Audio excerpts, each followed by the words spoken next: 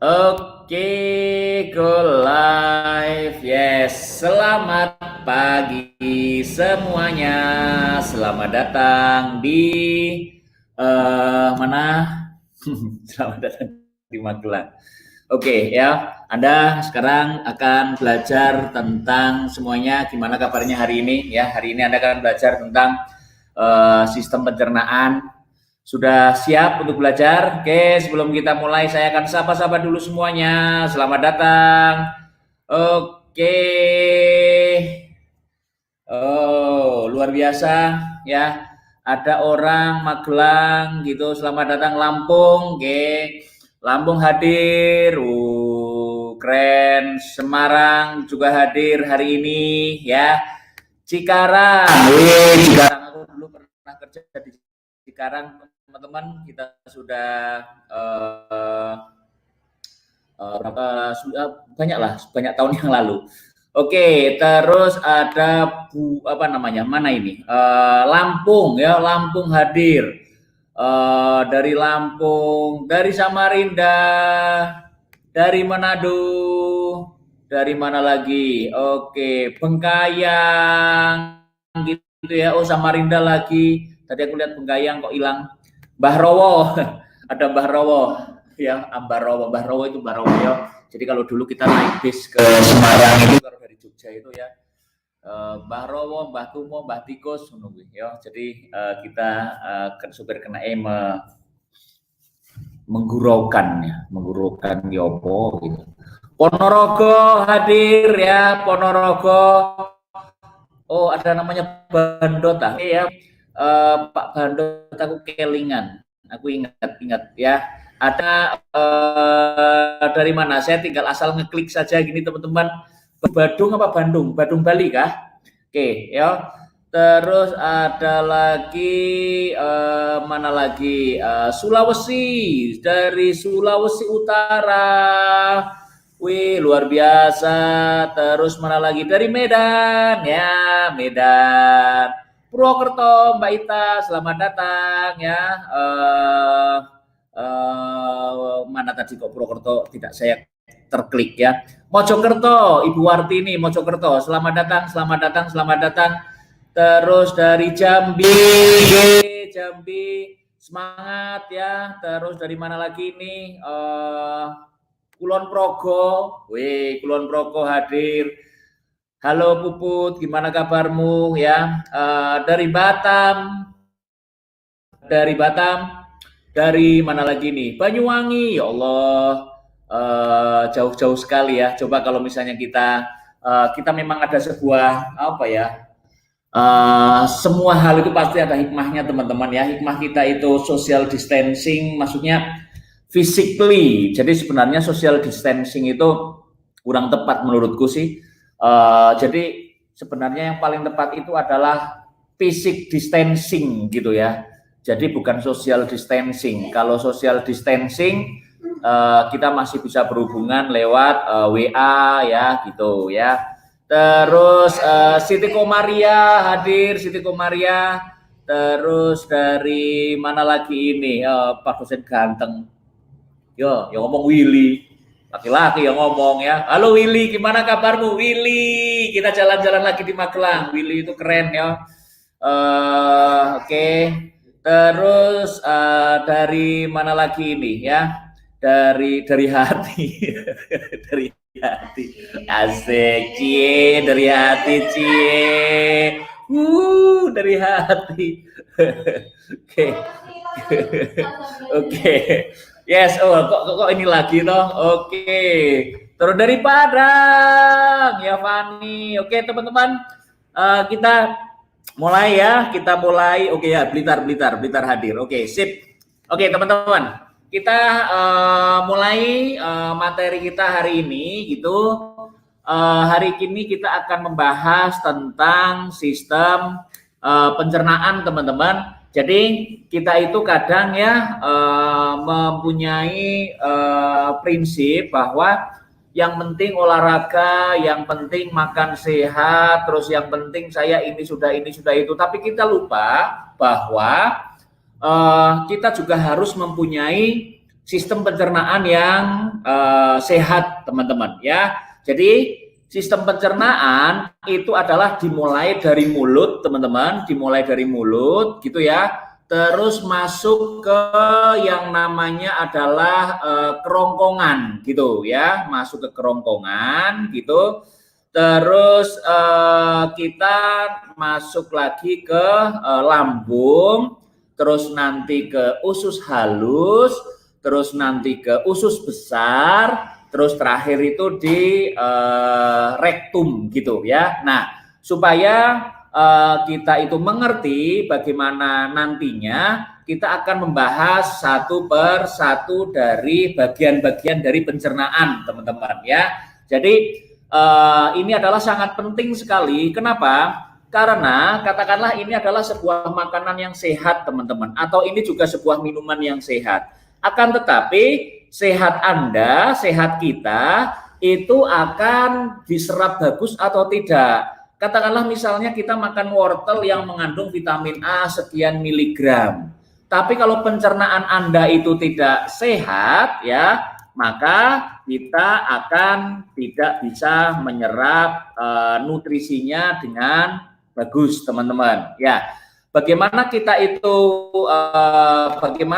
itu nanti bisa menggunakan ilmu pencernaan ini. Nah, maka kita nanti akan belajar sama-sama, teman-teman, di sini ya, supaya Anda bisa lebih mengerti bahwa makanan yang paling penting adalah makanan yang bernutrisi. Akan tetapi nutrisi itu akan bagus gitu ya, kalau misalnya Anda bisa menyerapnya dengan sempurna gitu, teman-teman. Jelas? Nah, kita akan mulai saja, teman-teman. Sudah siap ya? Nah, jadi oke, kita akan mulai. Ini kita masuk ke materi. Jadi teman-teman, bahwa yang namanya nutrisi itu ada di dalam makanan, teman-teman. Nutrisi itu ada di dalam makanan. Tapi masuk ke dalam tubuh kita atau tidak, 100% tergantung dari kesehatan pencernaan kita, ya. 100% itu tergantung dari kesehatan pencernaan kita, teman-teman. Itu 100%. Nah, jadi sebenarnya sistem pencernaan itu adalah pengubahan dari sebuah makanan yang nantinya itu akan berubah menjadi zat atau energi. Jadi makanan di sini itu melalui tahap 2 proses namanya semuanya, yaitu proses mekanik dan proses kimia gitu. Nah, kita mempunyai di dalam tubuh luar biasa, teman-teman. Kita bisa memproses secara mekanikal ya, secara mekanikal. Dan kita juga akan memproses makanan itu secara kimiawi ya, secara kimia. Nah, bagaimana kita nanti akan bisa belajarnya bagaimana supaya kita bisa mengininya. Jadi teman-teman, banyak orang yang sebenarnya itu ada sebuah ciri, ada sebuah hal kalau Anda pencernaannya sehat tanpa mengetahui ilmunya, itu sebenarnya bisa ya, tanpa mengetahui bahwa oh ini sehat, oh ini tidak gitu ya. Itu pencernaan yang sehat itu biasanya tidak mengalami masalah. Tapi orang-orang yang pencernaannya tidak sehat, entah itu nanti di posisi mulutnya, entah itu di posisi perutnya, entah itu di posisi ususnya, tapi pada dasarnya orang-orang yang mempunyai masalah yang tidak sehat pada pencernaan itu ada beberapa hal, teman-teman. Satu, buang air besar ya. Jika kita mengalami buang air besar kok tidak teratur gitu ya, maka bisa jadi pencernaannya kita kurang sehat, teman-teman ya. Jadi misalnya tidak teratur, yang teratur itu seperti ini. Jadi sebisa mungkin yang buang air teratur itu adalah sehari sekali ya, minimal, teman-teman, itu di jam pagi, teman-teman. Harusnya di jam pagi kita bangun tidur itu kita akan ada sensasi untuk buang air besar, harusnya seperti itu. Kalau Anda tidak teratur, kadang iya, kadang tidak, atau bahkan seminggu sekali gitu ya, kayak puasa Senin Kemis gitu, maka Anda tidak sehat gitu. Terus bahkan susah buang air besar. Susah buang air besar, ya. Buang air aja besar susah gitu ya, apalagi yang lain gitu ya. Jadi gimana Anda mau dapat kerja gitu ya, buang air apa namanya susah, buang air besar aja susah. Maksudnya sembelit gitu, kadang kebelet banget gitu, tapi kita tidak keluar atau Anda gitu ya, itu juga tidak sehat. Terus ada lagi diare, teman-teman. Diare itu sebuah pertanda bahwa di dalam usus besar kita, itu biasanya ada ketidakseimbangan antara bakteri baik dan bakteri tidak baik gitu. Bisa jadi banyak teman-teman ya, stres juga menyebabkan diare, makan tidak sehat juga menyebabkan diare, terlalu asam, terlalu pedas itu juga menyebabkan diare. Terus rasa tidak nyaman ya, kalau orang Jawa dulu kemandenan, perut sakit yang benar-benar sakit teman-teman. Terus gangguan pencernaan lain yang beresiko malnutrisi. Banyak sekali gangguan pencernaan lain gara-gara misalnya kayak kita itu melilit gitu ya. Terus ada mah gitu. Terus ada lagi jadi mah itu kalau saya sederhananya teman-teman, banyak orang yang mengatakan apa itu mah. Nah, kalau saya melihatnya mah itu adalah kayak koreng gitu ya, tapi di usus teman-teman. Jadi kalau korengan di tangan itu korengan, kalau terjadi di kalau korengan itu terjadi di mulut itu sariawan gitu ya. Kalau korengan di usus itu namanya mah gitu. Nah, mah yang parah itu nanti bisa akan menyebabkan tipes teman-teman. Nah, jadi biasanya kenapa dilewati makanan kok sakit itu karena biasanya lengket. Usus itu kalau tidak ada makanan itu lengket teman-teman. Ya, nah terus kalau kita puasa bagaimana? Oh, kalau puasa kan tidak seharian.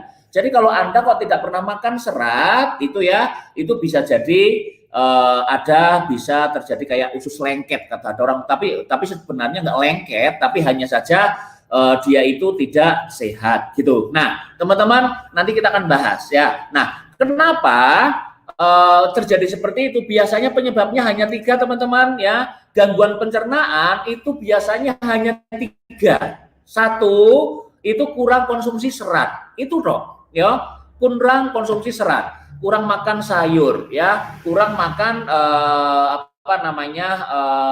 gandum kayak gitu. Kurang makan pokoknya makanan-makanan yang mengandung serat. Jadi mulai sekarang kembali saya sampaikan kemarin ya, ini kalau misalnya Anda menemukan serat yang lain, terserah lah ya. Anda mau beli veget atau tit gitu atau mau apa, terserah gitu ya. Saya tidak akan mengiklankan mereka. Akan tetapi saya punya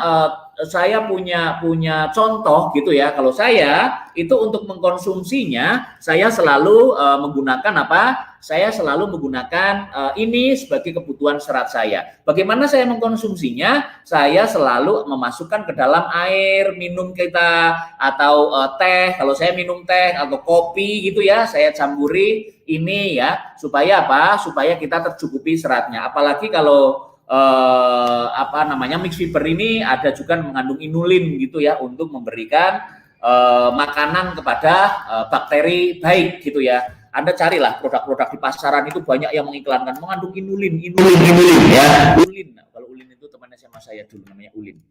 Oke ya, kalau Elin itu adalah supervisorku namanya Elin. Oke.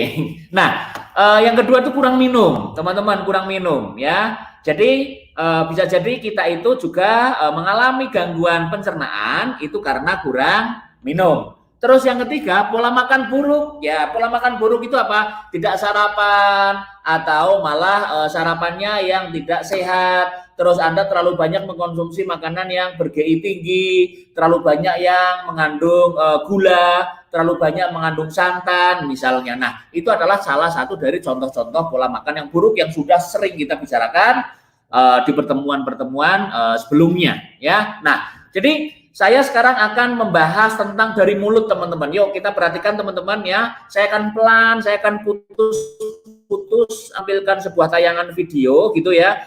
Dan video ini juga saya dapatkan dari namanya Mark If gitu ya, Mark for Media apa namanya.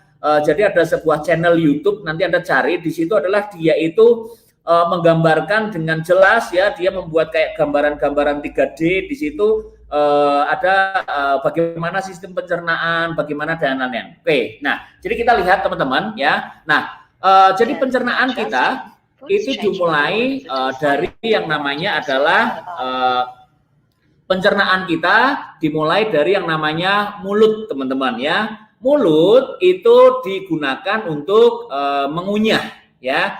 Jadi seperti itu teman-teman. Nah, jadi itu adalah bagian mulut. Jadi mulut itu digunakan untuk mengunyah teman-teman gitu ya. Nah sehingga di bagian mulut itu ada beberapa apa namanya bagian gitu. Di bagian mulut ada beberapa bagian teman-teman ya. Bagian terdepan dari sistem pencernaan itu adalah mulut. Nah bagian ini itu menjadi pintu masuk gitu ya.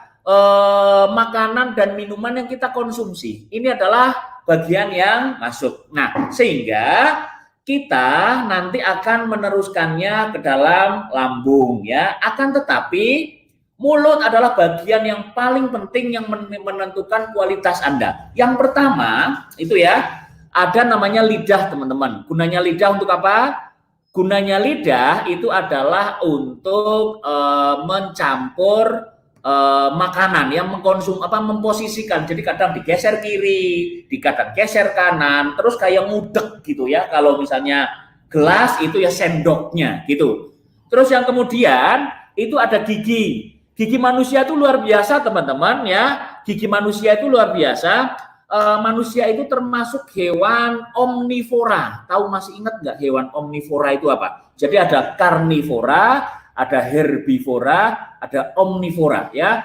Omnivora itu adalah pemakan segalanya ya, pemakan segalanya. Jadi pernah mungkin ya Anda makan apa namanya kalau kucing ya, kalau kucing itu adalah karnivora gitu. Kalau manusia itu omnivora ya. Kalau kucing itu makannya yang daging-dagingan, tulang-tulang seperti itu. Nah, manusia juga makan daging juga iya, makan tulang juga iya. Jadi mungkin Anda pernah ya, coba deh, Anda makan daging gitu ya, makan daging, makan ikan. Anda makan ikan gitu ya, terus Anda punya kucing gitu ya, kucingnya pasti nungguin gitu ya, pasti nungguin kucingnya. Terus ketika Anda sudah mulai tersisa tulang-tulangnya, kucingnya sudah mulai senang, alhamdulillah, sebentar lagi saya makan, gitu kan. Karena Anda itu omnivora, pemakan segalanya, kucingnya, dagingnya, tulangnya itu langsung dikeretok gitu ya. Jadi kayak di potel-potel gitu dikeretok. Terus kucingnya sudah mulai istighfar ngelus dada gitu, astagfirullahaladzim, nggak jadi makan aku ya. Terus dia, tapi kucingnya masih berharap teman-teman ya, mungkin kepalanya lah, paling habis ini kepala ikan ya akan dikasih ke kita. Ditunggu-tunggu gitu ya, ketika kita makan dagingnya tulangnya sudah habis, tuh kepalanya juga masuk ke mulut kita. Terus kucingnya itu langsung innalillahi wa inna ilaihi raji'un, langsung apa namanya? Langsung dia itu kayak sudah putus asa gitu ya. Tapi dia masih berharap, paling tidak kan nggak mungkin lah ya, namanya manusia itu nanti akan dilepeh kan gitu ya. Nah terus sampai ditungguin gitu ya, kita akhirnya makan semuanya, jadi tidak tersisa satupun ya. Jadi kucingnya langsung langsung pergi ya, sambil apa namanya ini. Jadi kita kadang seperti itu teman-teman. Kita adalah omnivora ya. Nah kenapa kita bisa omnivora? Karena gigi kita itu ada namanya adalah gigi itu ada 3 ya. Jadi gigi seri di depan ini, terus ada gigi taring ya, terus ada gigi geraham gitu. Nah kalau saya gigi gerahamnya habis teman-teman, karena dulu saya senengnya ngemut gula ya, saya sering ngopi gitu ya. Dulu sebelum saya kenal Herbalife itu saya segelas itu bisa 4 gelas 5 gelas teman-teman. Bukan kopinya bahaya, tapi gulanya ya. Jadi jam 12 ngopi, habis itu tidak sikat gigi, tidur. Akhirnya di usia saya yang 42, gigi saya itu ompong teman-teman. Jadi sudah sudah apa namanya hilang di sini ya. Jadi gigi ada gigi yang terakhir tumbuh itu pun empatnya sudah hilang teman-teman ya, parah. Tapi ini adalah contoh yang tidak baik. Nah, gigi seri itu untuk memotong, menggigit gitu ya. Gigi taring itu untuk merobat, untuk mengunyah. Nah, lidah itu gunanya adalah sebagai apa? Sebagai penyampur itu teman-teman ya. Jadi luar biasa. Kalau Anda kok masih giginya masih bagus, masih terawat, itu bagus sekali teman-teman. Walaupun Anda namanya gigi taring di sini, ada yang namanya kalau kepanjangan namanya jadi Dracula nanti Anda ya. Kalau gigi seri, malah Anda kadang ada operasi malah gigi seri, sekarang ada gigi kelinci gitu, gigi kelinci 2 gitu ya. Gitu-gitu itu kayak sebuah hal yang keren, tapi di balik keren Anda harus juga bisa memahamkan bahwa kita ada 3 gigi. Memang kita itu adalah makhluk omnivora. Nah, di dalam air liur sekarang, ludah teman-teman. Ludah itu adalah sangat penting sekali gitu ya, karena ludah itu nanti akan juga di kelenjar ludahnya. Jadi ludah itu mengandung namanya enzim ya. Banyak sekali enzim yang ada di dalam ludah. Ada namanya enzim amilase, ada namanya enzim lisozim gitu ya. Ada namanya betain, ada bromelain ya, bromelain. Fungsinya itu masing-masing itu berbeda-beda. Mesti contoh saja, contoh lisozim itu adalah antibakteri teman-teman. Jadi Anda walaupun makan ini, tetapi kalau Anda itu mempunyai air liur yang cukup, maka bakteri itu akan mati teman-teman. Tapi tidak semua ya, tidak semua. Tumeh Anda itu antibakteri, terus Anda makan apa namanya makan uti-uti atau makan belatung gitu ya, bukan itu. Nah, terus ada lagi yang namanya adalah bromelain contohnya. Itu memiliki sifat anti radang ya, anti radang. Nah, ada satu lagi namanya enzim amilase, itu ada fungsi itu untuk apa namanya ya, memecah bentuk karbohidrat yang lebih kecil dan ini biasanya akan mengubah menjadi gula. Itulah kenapa kalau Anda makan nasi, teman-teman makan nasi itu nasi tok, coba dites sekarang sambil Anda mendengarkan saya, bisa Anda ambil nasi. Terus Anda makan gitu ya, terus dikunyah gitu ya, itu lama-lama akan jadi manis teman-teman ya. Apalagi kalau lihat saya, kalau lihat kaca itu jadi sepet ya. Nah, kalau Anda kok makan itu makin manis. Nah, itu ada enzim amilase yang bekerja. Sehingga ketika Anda mempunyai makanan dan Anda dicampur dengan air liur, maka makanannya itu akan antibakteri teman-teman. Terus dia punya apa namanya yang membuat radang itu juga hilang gitu ya. Terus basah karena di situ ada namanya enzim betain yang bisa berfungsi untuk apa namanya yang memberi apa namanya keseimbangan cairan lah. Jadi dia itu tidak kering banget, tidak basah banget gitu ya. Glukosanya karbohidrat menjadi glukosa, sehingga paling bagus teman-teman jika nanti Anda makan apapun usahakan harus tercampur air liur teman-teman ya, harus tercampur air liur. Sehingga saya selalu menyatakan di dalam NC, mungkin Anda juga nanti juga nih, kalau bisa itu jangan memakai sedotan ketika Anda konsumsi shake teman-teman ya, jangan memakai sedotan gitu. Kenapa? Karena supaya tercampur dengan air liur shake Anda gitu. Nah, saya dulu pernah membuat sebuah praktikum, kalau nggak salah itu SMA, Anda bisa praktek coba ya. Anda makanan itu dibebek gitu teman-teman, dibebek gitu ya. Terus Anda kasih air liur gitu ya, cuh gitu ya. Terus dibebek lagi gitu ya. Terus makanan yang sama, katakanlah roti tawar, sekarang coba praktekkan ya, roti tawar. Roti tawar Anda Anda pakai air ludah, terus satunya itu hanya pakai air biasa, terus dibebek, terus disimpan 2 hari teman-teman. Itu nanti akan berbeda banget ya.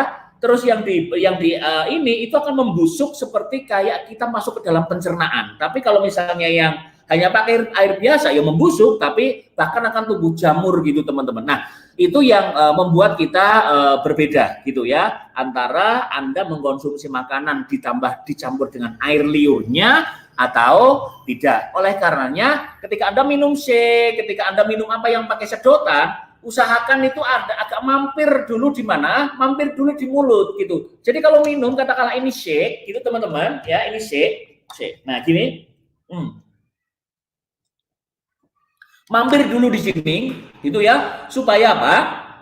Supaya tercampur dengan air liur, sehingga jika di dalam makanan itu ada bakterinya, ada inflamatornya atau anti yang menyebabkan radang gitu ya, maka ini air liur Anda itu akan menetralisir gitu intinya. Luar biasa ya, bersyukur kepada Allah ya, karena pinter banget ya menciptakan manusia, karena sudah sampai detailnya itu juga sudah dipikirkan ya. Itu menciptakan, kita mempelajari aja belum tentu bisa semuanya. Nah, jadi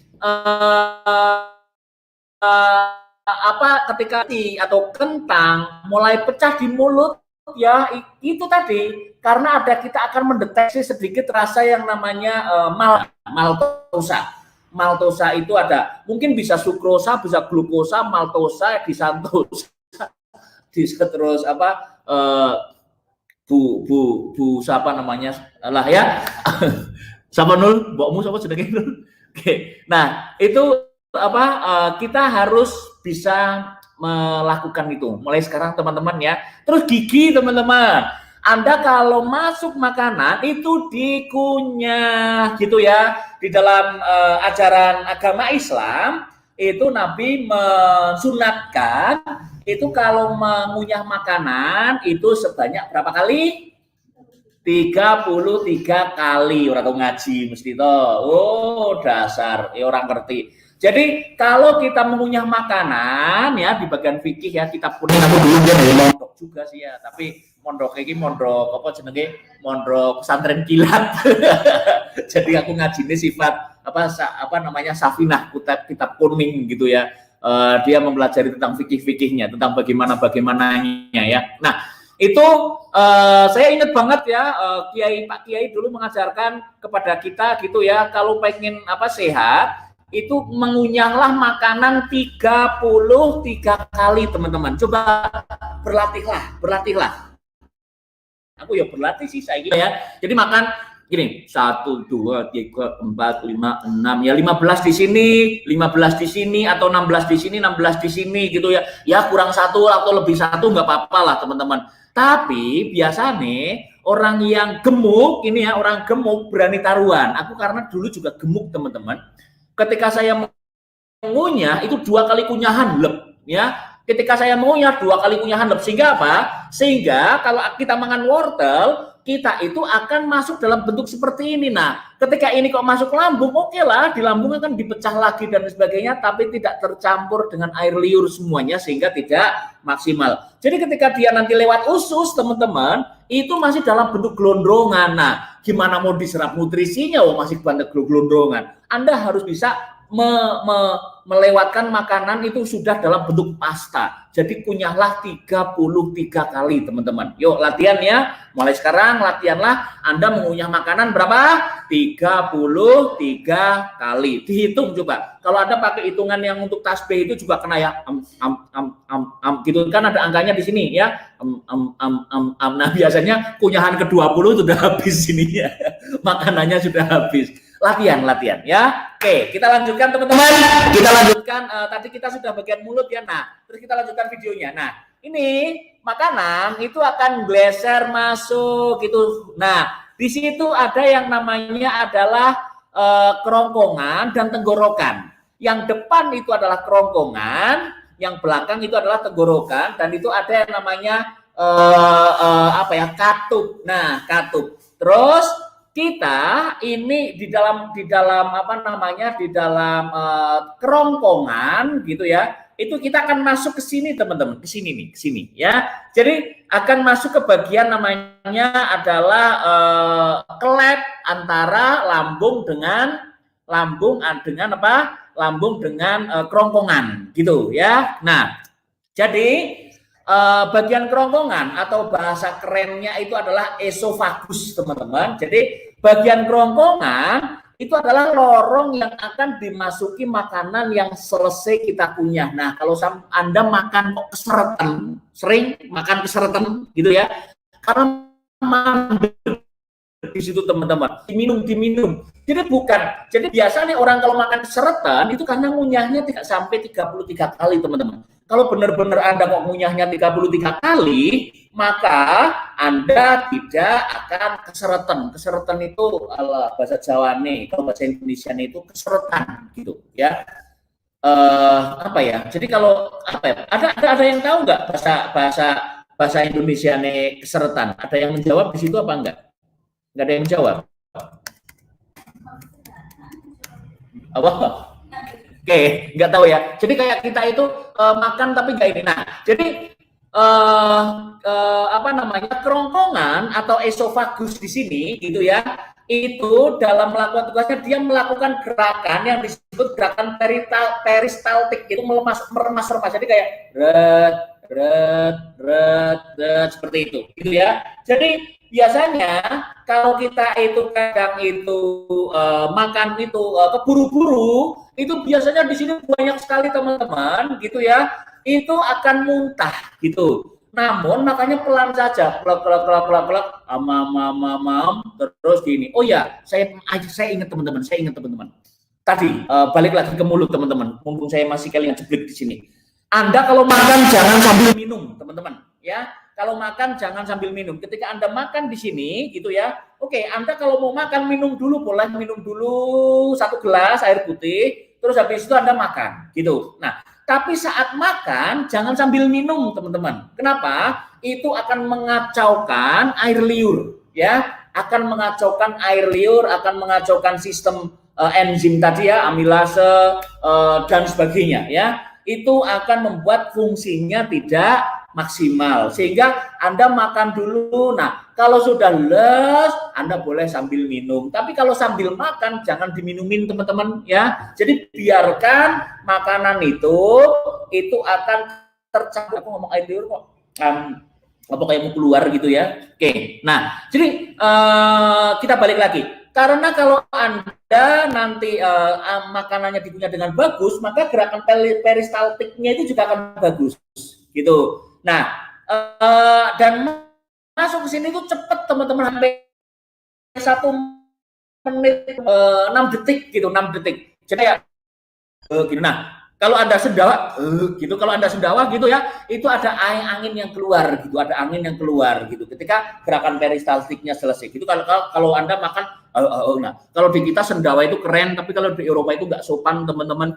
Kalau di kita itu kentut itu nggak sopan, tapi kalau di Eropa itu kentut tidak memalukan di sini ya. Jadi kalau sendawa nanti kalau Anda ke luar negeri gitu ya, kalau Anda makan gitu ya, atau mungkin ke Perancis gitu, ke Paris gitu ya, Belanda gitu, kalau yang deket-deket lah mungkin Eropa, Singapura gitu, kalau Anda makan di warung jangan terus gitu ya, karena di kita itu oke lah, tapi kalau di mereka itu nggak sopan, teman-teman ya. Karena apa? Karena ya nggak tahu, karena tapi saya baca juga seperti itu. Nah, jadi ini ada sebuah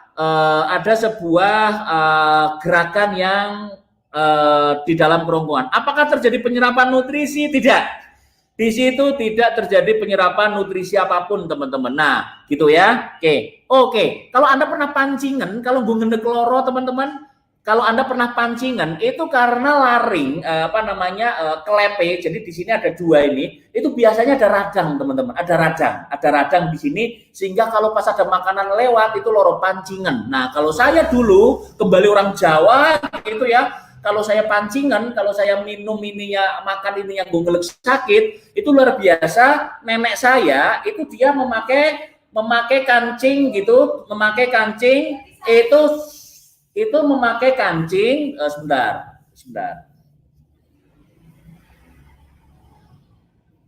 Oke, no problem. Nah, tadi lali aku, sebentar aku minum di saya.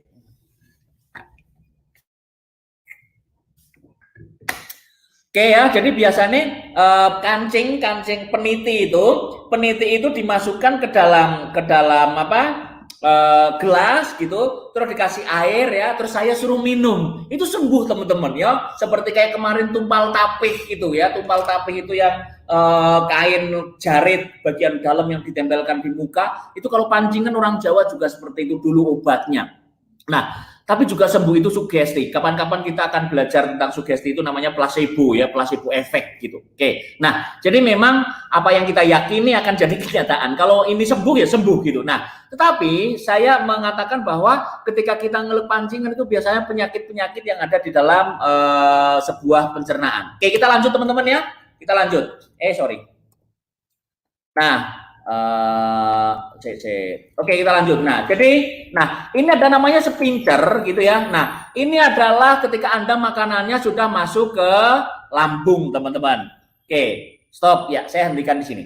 Jadi, ini adalah makanan yang masuk ke lambung. Nah, lambung itu ibaratnya adalah sebuah kayak Anda kalau bikin lambung itu Anda tahu pelendungan yang bisa balon panjang yang kadang dibikin jadi gambar hewan atau gambar sepeda, ngerti orang ya. Anda bayangkan ya, terus ini dipencet, terus ini dipencet gitu ya, dipencet itu namanya sphincter itu kayak katup lah kayak gitu ya. Nah, ini atas ini bawah gitu. Nah, lambung yang putih ini itu adalah namanya adalah zat asam namanya HCl teman-teman ya. Oh, itu keren banget ya. Bahkan kalau Anda pengen membunuh siapapun, masukkan ke situ mati teman-teman ya. Nah, akan tetapi sphincter yang bagian atas itu biasanya kalau kita stres teman-teman ya, harusnya dia rapat.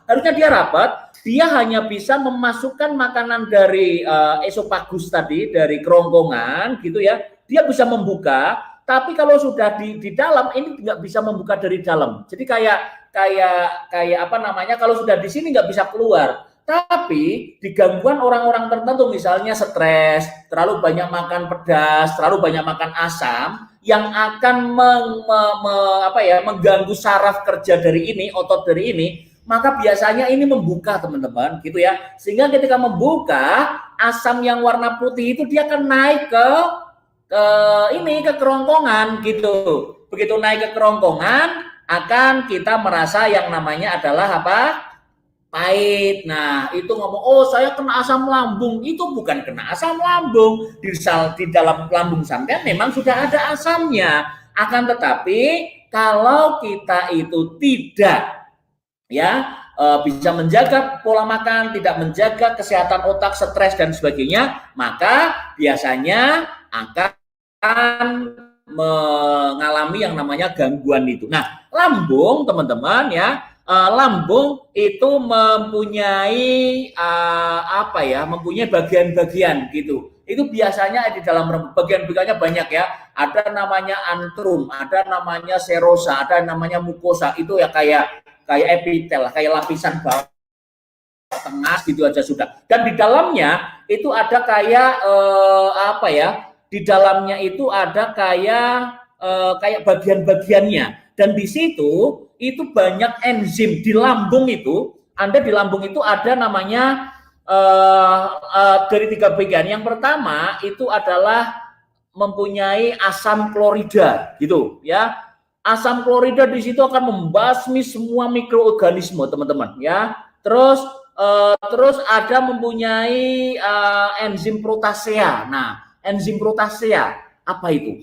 Protasea itu adalah enzim yang memecah protein. Nah, inilah kalau Anda makan protein teman-teman, inilah akan bekerja enzim protasea. Nah, ketika Anda makan makanan kok mengandung protein, itu di dalam lambung Anda itu ada namanya enzim yang akan memecah protein-protein itu menjadi bagian molekul yang kecil gitu ya, yang disebut sebagai asam amino namanya. Nah, nanti dia akan melewati melewati usus. Nah, jadi asam amino itu akan diambil sama fili-fili ususnya, lut kayak gitu saja gitu ya. Nah, terus jadi ada namanya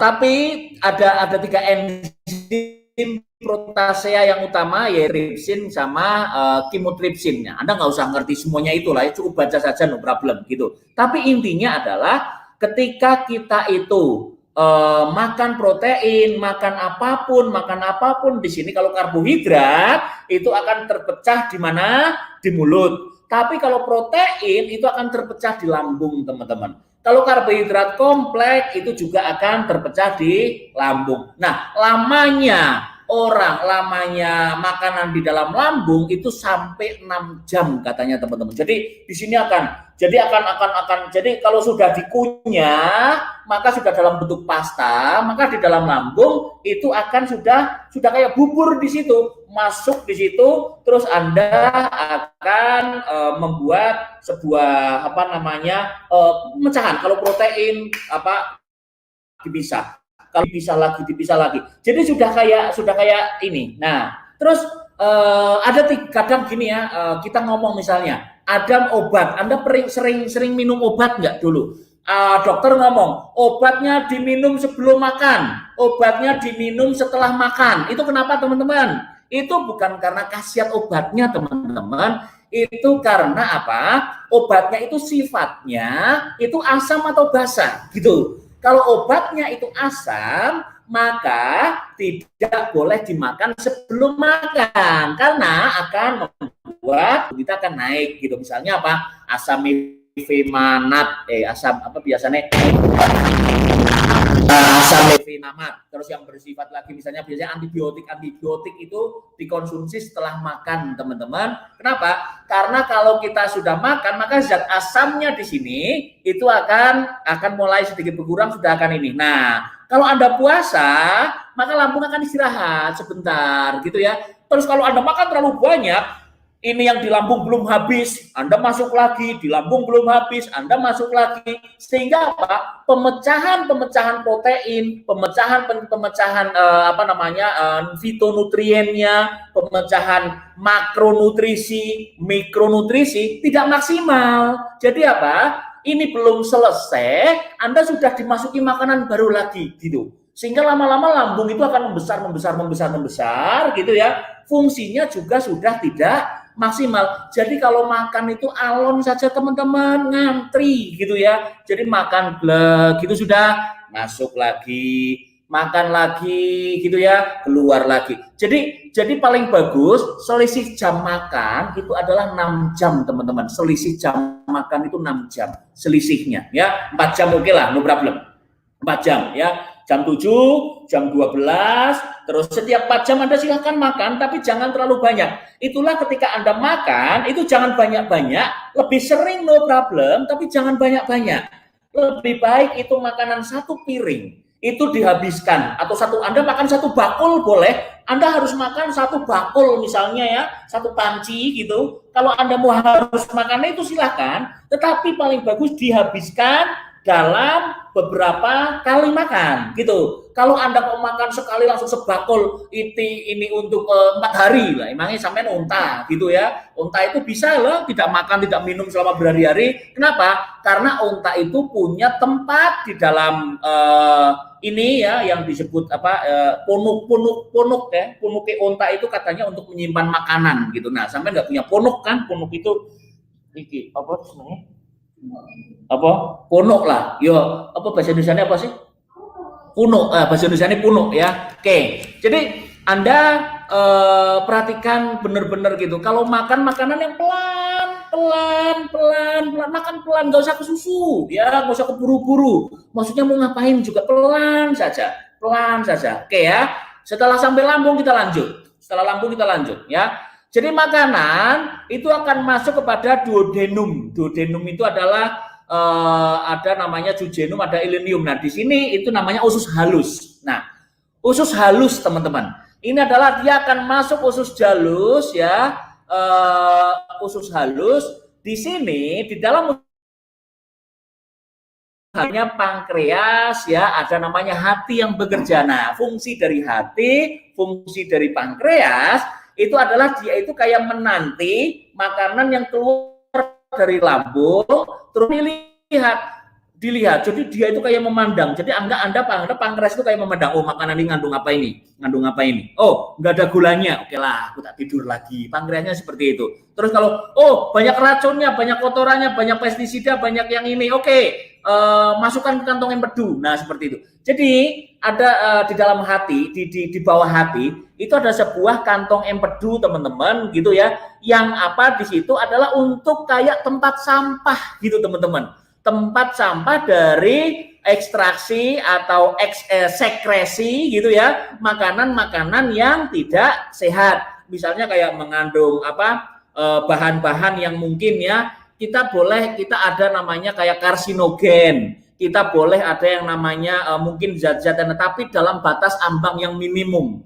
Kalau Anda sudah melewati itu tidak mampu lagi, sehingga apa? Kantong empedunya itu kayak tempat sampah, itu lama-lama penuh. Tetapi kantong empedu itu tidak kayak tempat sampah di rumah kita, penuh buang enggak. Kantong empedu itu adalah untuk menampung sampah racun yang Anda harus lakukan seumur hidup gitu. Jadi kalau hidup Anda 80 tahun, maka itu 80 tahun. Tapi enggak, kalau Anda hidupnya 300 tahun, berarti itu untuk 300 tahun. Jadi kayak Anda beli sekali, tapi itu untuk selamanya. Nah, biasanya itulah kenapa kemarin ketika saya ngomong, kalau Anda wanita, gemuk, terus masih subur gitu ya, terus usianya lebih dari 40 tahun, maka biasanya kantong empedu itu akan penuh sebelum waktunya. Anda hidupnya masih panjang, tetapi kantong empedunya sudah penuh. Kenapa? Karena Anda terlalu ceroboh makannya, sehingga kotoran-kotoran yang tidak diperlukan itu akan masuk ke dalam kantong empedu. Nah,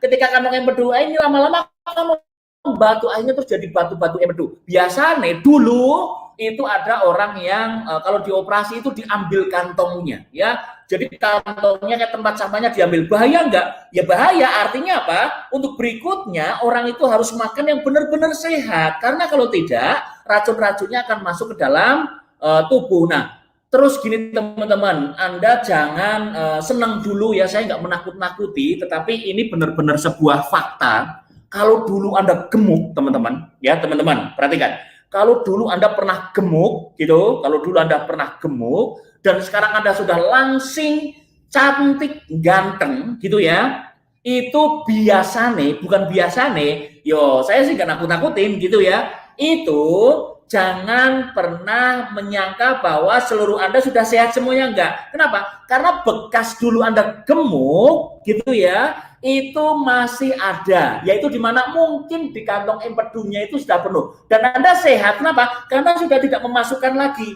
Jadi kalau Anda dulu gemuk teman-teman, sekarang makannya benar-benar hati-hati ya, karena sekali Anda makan ngawur mungkin Anda masih langsing, tapi kantong empedu Anda kena. Tidak percaya, tanya sama Mas Arbi ya. Mas Arbi nonton lagi ya. Jadi tanya sama Mas Arbi, bener nggak Mas Arbi keterangannya Mas Yoyo? Nggak bener nih, bener, karena Mas Arbi lebih ngerti cerita itu ya. Jadi sekarang, tapi sekarang oke lah, ada operasi yang bisa mengambil kotoran dari kantong empedu tanpa membuang kantongnya ya. Tapi siapa sih pengen dioperasi teman-teman ya? Jangan pernah, Anda harus bisa benar-benar sekarang menjaga makan, apalagi dulu Anda pernah gemuk, atau bahkan Anda sekarang yang gemuk, jaga makannya. Mungkin bukan untuk langsing, tapi setidaknya Anda paham bahwa di dalam tubuh Anda ada sebuah kantong empedu yang di situ tidak bisa menampung semua kotoran. Sederhananya seperti itu teman-teman. Jelas ya? Oke, nanti kita akan bahas tentang pankreas sedikit lagi.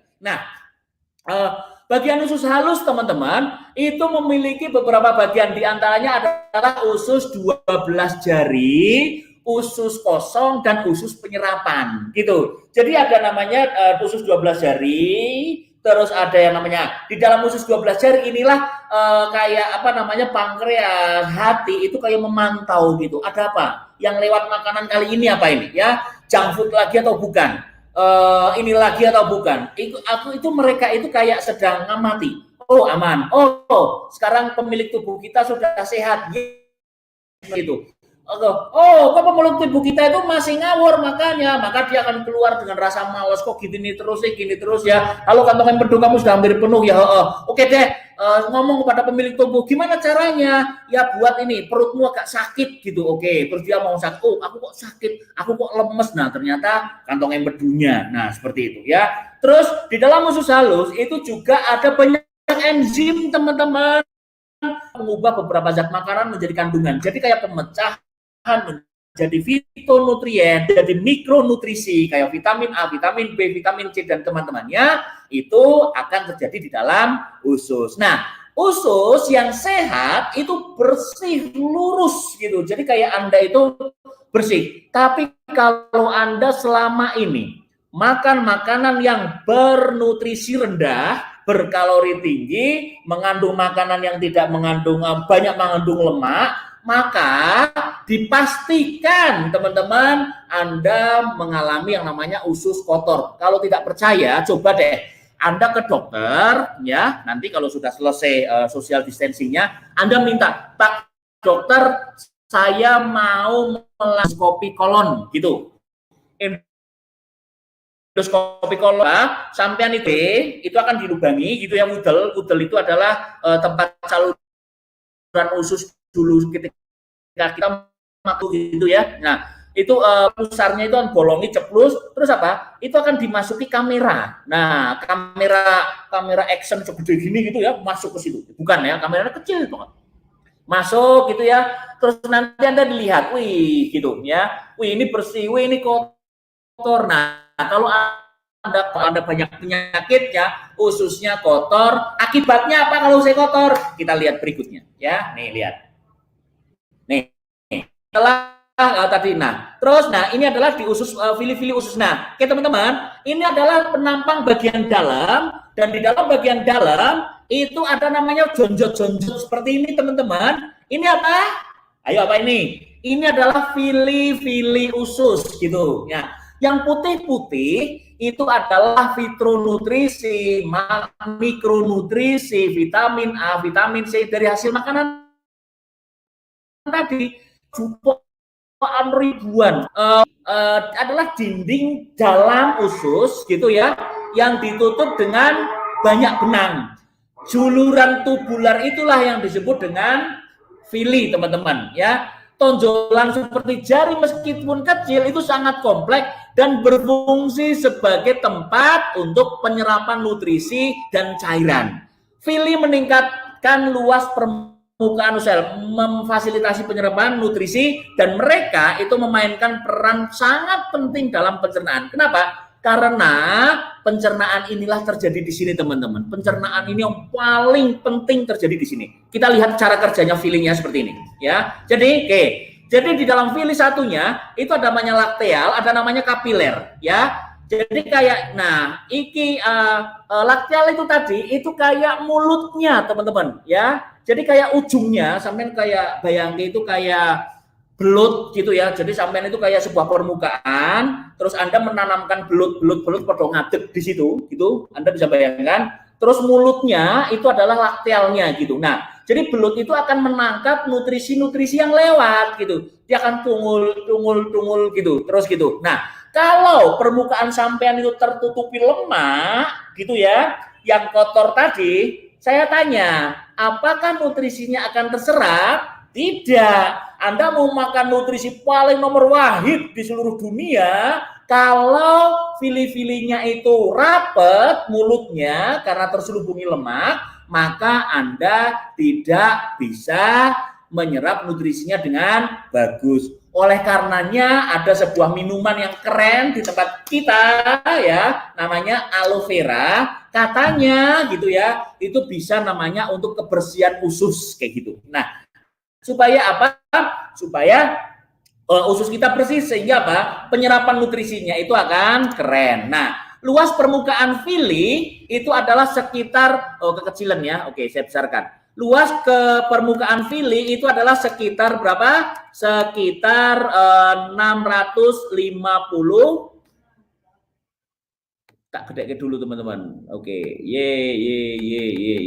Alah, malah jadi gini. Nah, ini sudah.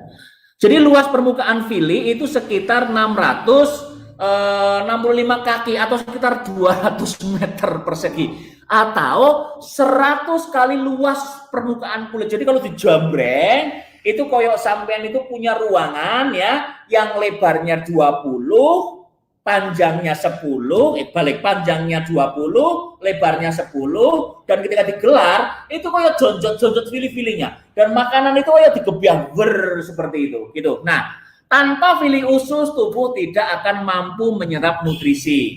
Jadi itu seperti itu ya. Jadi fili usus terdapat ada kapiler dan pemburu limfatik yang tugasnya adalah menyerap nutrisi melewati sel tertentu. Jadi ini kayak tadi kalau sudah ada kita kan vitamin A jeblek. Nah, di sini ada aliran darah yang sudah masuk ke dalam pembuluh darah. Jadi persinggungan antara aliran darah ya, persinggungan antara aliran darah dan makanan itu adalah di dalam fili itu gitu. Kalau persinggungan antara udara dengan aliran darah itu kemarin ada di namanya adalah plenus itu kemarin. Ya, plenus, ngerti? Nah, persinggungan antara makanan dan pembuluh darah itu adalah di mana? Di fili usus. Jadi saya dulu mikir, lah, saya akan masuk ke pembuluh darah itu lewat mana? Nah, ternyata terjawab itu ternyata lewat di fili-filinya. Jadi nutrisinya itu akan masuk. Anda ada racun masuk, ada karsinogen masuk, dan fili itu nggak milih-milih teman-teman, dia nggak milih-milih. Ada LDL yang dilebokke, dimasukkan, ada HDL yang dimasukkan, ada vitamin A yang dimasukkan, ada zat yang tidak bagus yang dimasukkan, semuanya dimasukkan, dan itu akan masuk ke pembuluh darah. Dan luar biasa, pembuluh darah itu keren, otak kita itu bisa ngatur, yang namanya vitamin A semuanya menuju ke mata, nah gitu. Jadi semuanya akan masuk ke mata, yang AA itu akan masuk ke mata, nggak ada yang salah gitu teman-teman. Kenapa? Itu rahasia ilahi, bukan rahasia ilahi. Sebenarnya ada, itu kemarin ada yang namanya kayak kaki-kakinya yang pas. Jadi sel mata mungkin kakinya seperti ini juga. Jadi ketika lewat makanan yang kakinya seperti itu, dia akan nempel di situ. Ketika dia makanan, jadi kayak merah akan bertemu dengan merah, hijau akan bertemu dengan hijau, itu gampangannya seperti itu mikirnya. Paham ya? Jadi ben gampang. Jadi kalau Anda kok yang sakit batuk yang saya dahinya, kok yang disuntik pantatnya itu ketemu nindi gitu. Nah, tapi nggak usah khawatir, walaupun Anda sakit dahi gitu ya, di sini kejedut, terus disuntik pantatnya, itu bukan terus pantatnya sembuh, enggak, tapi tetap menyembuhkan ini. Kenapa? Karena masuk ke dalam aliran darah dan dia akan mencari yang pas kayak gitu. Jadi itulah pinternya para dokter dan para ahli ya. Nah, jadi ada satu hal gitu teman-teman, salah satu hal yang paling membuat kita masuk akal kenapa kita gemuk adalah fili usus yang kotor, teman-teman. Ya, salah satu hal yang membuat kita gemuk itu adalah fili usus yang kotor. Mengapa usus harus dibersihkan? Maksudnya dibersihkan itu Anda bukan kayak cuci perut, terus Anda memasukkan inem inah ke dalam perut, terus dikasih baik clean, terus gosok, bukan gitu ya. Tapi biasanya menggunakan obat pencahar kalau Anda pakai dokter ya.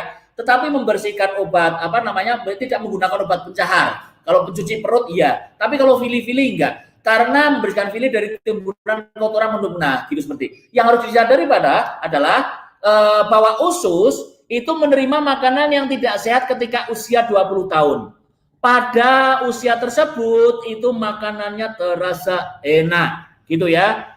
Bahkan kita kadang makan tanpa kendali, gitu. Sehingga 20 tahun kemudian kayak saya sekarang di usianya 40 itu akan menimbulkan kerak-kerak bisa diserap oleh fili sehingga sehingga makin menebal dan bahkan nyaris membungkus fili itu. Jadi mungkin gemuknya kita di usia 40 itu adalah karena Karena kebiasaan makan kita di usia 20. Jadi bagi Anda yang sekarang usia 20 tahun, 25 tahun, stop ya untuk makanan-makanan yang terselubungi dengan rasa enak. Kenapa? Karena nanti panen Anda akan dirasakan di usia 40 tahun.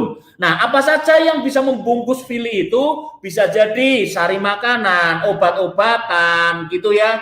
Terus apalagi? Bungkus-bungkus dari permen Anda mungkin masuk juga, daun pisang juga mungkin Anda masuk, atau bahkan mungkin lemper Anda makan sak daun-daunnya itu juga akan bisa membungkus fili usus gitu. Nah, jadi biasanya kalau orang kegemukan itu pembakaran kalorinya tidak maksimal. Itulah asupan makanannya tidak bisa maksimal. Jadi kalau Anda kok makan yang bernutrisi tinggi pun protein sekelas raja, katakanlah sekelas dewa, ini proteinnya tinggi Mas, tingkat dewa. Tapi kalau nufili-fili Anda itu tidak sehat, maka Anda tidak akan bisa langsing gitu. Nah, jadi Anda tanya kepada coach, tanya kepada yang mengundang Anda di sini, katanya di Herbalife itu ada makanan yang bisa membersihkan fili usus ya, katanya ada ya, gitu. Ya nggak tahu gitu ya, Anda silakan tanya. Tapi buktinya saya pernah mengalami, saya pernah melakukan endoskopi. Mbak Wartina Purwokerto juga sudah pernah di endoskopi. Dan ternyata ketika di endoskopi itu adalah ususnya itu bersih banget. Kalau tidak tanya silakan Anda tanya namanya Mbak Wartina. Wartina ada di sini enggak? Saya tadi menyebutkan dua nama, yang satu Arbi, yang satu Wartina. Anda cari yang namanya Wartina, cari namanya Google ya. Cari di YouTube atau cari di Facebook, namanya adalah Warti Story kalau nggak salah. Anda tanya, Mbak Warti, aku lihat dong hasil dari endoskopi Mbak Warti, itu katanya bersih. Saya pernah dikasih lihat Pak dosen. Nah, yang pertama kali manggil saya Pak dosen adalah Mbak Warti, teman-teman. Jadi kalau pertama kali yang menyebut saya Pak dosen adalah Mbak Warti. Nah, Mbak Warti itu menunjukkan ke saya, ini loh hasil fili-fili saya bersih banget. Loh kok bisa? Iya, karena saya dulu sering makan aloe daluarsa. Anda ngerti lah, orang lama ngerti ya. Anda tanya ke dia saja ya. Oke, lanjut. Ya, oke, lanjut. Nah, jadi kalau sudah dilewati di sini, maka dia akan masuk ke usus besar, teman-teman. Akan masuk besar, namanya kolon. Dia akan diserap airnya, akan terproduksi vitaminnya dan mineral-mineralnya di situ, dan akhirnya keluar melalui rektum. Nah, bagian ini adalah usus besar. Usus besar adalah tempat sisa makanan yang kemudian nanti berada dan nanti akan dibusukkan menggunakan namanya bakteri E. coli. Nah, bakteri E. coli sehingga bisa menjadi kotoran. Nah, bakteri-bakteri yang baik itu ada namanya inulin yang akan memberikan makan kepada mereka. Jadi ketika Anda mengkonsumsi makanan-makanan mengandung inulin, salah satunya adalah ini ya. Ini yang akan memberikan makanan kepada bakteri baik, sehingga apa? Sehingga makanan yang lewat di kolon itu akan apa? Bersih. Akan terbusuk, akan lunak, sehingga dia akan mudah melewati ini, orang bebel ya, orang mandek. Nah, terus terakhir itu adalah rektum, teman-teman. Rektum itu adalah keluarnya kotoran gitu. Jadi kita ada bagian ujung usus besar, ini yang disebut dengan rektum. Dan ini itu biasanya tempat pembuangan terakhir. Pada saat kotoran itu melewati memasuki rektum, maka itu sudah berarti kotoran di atasnya itu sudah penuh. Jadi teman-teman, kolon itu nyambung, teman-teman, itu isi panganan semua. Jadi itu kayak kita keluar ya, kayak BAB keluar, itu didorong karena ada makanan baru yang masuk gitu. Jadi bukan kosong gitu terus BAB, itu enggak, akan ngomong ising malah ya. Jadi kebelet BAB gitu ya. Nah, malah ngomong. Jadi Anda kayak didorong ini keluar, didorong ini keluar, didorong ini keluar. Nah, kalau ada yang nakal misalnya bebel di situ ya Anda nggak bisa BAB gitu. Nah, jadi Anda harus bisa menyehatkan ini dengan cara apa? Minum air ya, penuhi serat seperti itu. Nah, gitu. Jadi terus penyakit-penyakit ini biasanya apa? Biasanya ambien. Ambien itu adalah ada darah gitu ya, ada pembuluh darah yang mengeras itu di ujung rektumnya, bukan di ujung tapi di tengah-tengah. Sehingga pas kelewati kotoran, apalagi kotorannya itu keras yang mengandung batu, ono batune, ono kayu gitu ya, itu akan apa? Akan memecah pembuluh darahnya. Jadi pembuluh darah itu pecah cetak gitu saja, cetak gitu pecah. Terus nanti pas BAB itu netes dia gitu. Kalau pendarahan di dalam rektum itu BAB-nya hitam, teman-teman. Tapi kalau darahnya kok segar, darahnya kok masih merah, ya selain mungkin Anda sedang menstruasi, tapi juga jadi Anda juga mengalami yang namanya ambeien. Jadi kayak ada pengentalan, ada namanya pembesaran pembuluh darah di mana di ujung sini, di ujung rektum itu ya. Nah, kenapa biasanya duduk terlalu lama gitu ya, atau mungkin ya biasanya terjadi dulu kalau lama sehingga pembuluh darah itu mandek gitu sehingga membesar terus jadi tipis terus terus kayak balon tor gitu aja ya. Bisa sembuh, bisa gampang banget ya. Oke. Nah, jadi itu kalau misalnya perut tidak nyaman penyebabnya ini tadi teman, makan terlalu cepat, kurang serat, kurang olahraga, kurang minum ya, makan tidak teratur. Nah, bagaimana mengatasinya itu tadi sudah. Jadi bagaimana Anda supaya pencernaan sehat konsumsi serat gitu teman-teman. Serat gitu ya.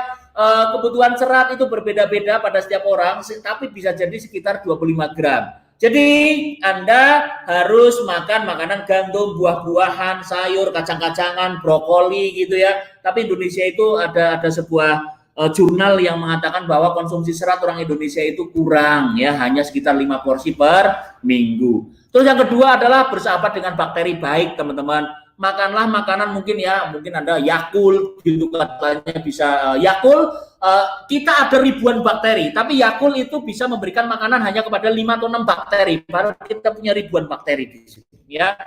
Ya, Anda silakanlah mencari makanan-makanan yang bisa untuk menumbuhkan bakteri. Terus yang berikutnya adalah olahraga.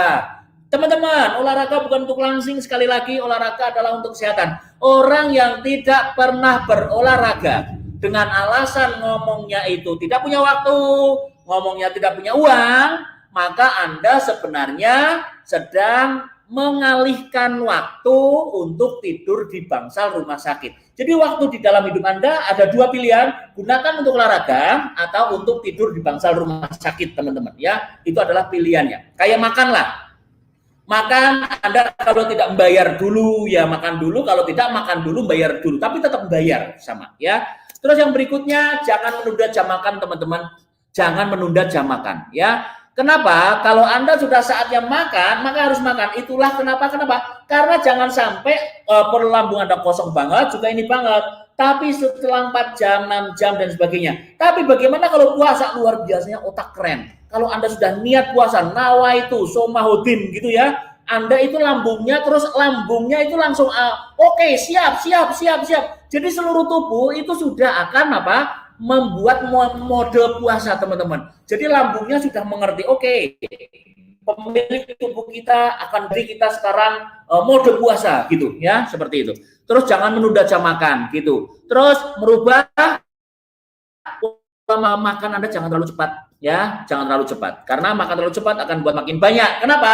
Karena makanan yang diserap, nutrisi makanan yang diserap itu ada jeda. Kenyang itu adalah penuhnya gula darah di dalam pembuluh darah. Kalau Anda lapar itu kosongnya gula darah. Nah, jadi kalau Anda makan biasanya itu tidak akan bisa langsung rasa kenyang, Anda ada jeda. Jadi kalau ada orang makannya buandar itu tiba-tiba akan kekenyangan, teman-teman. Kenapa? Karena telat, sinyal kenyang kita itu telat. Mari ubah pola makan, teman-teman. Kurangi makanan yang mengandung gas ya, seperti kol atau brokoli gitu. Kurangi makanan, kurangi. Anda makan silakan, tapi kurangi. Terus bukan menghilangkan, namun mengkonsumsinya dalam jumlah yang kecil. Terus bila tidak terbiasa mengkonsumsi serat, karena serat itu rasanya nggak enak, teman-teman ya.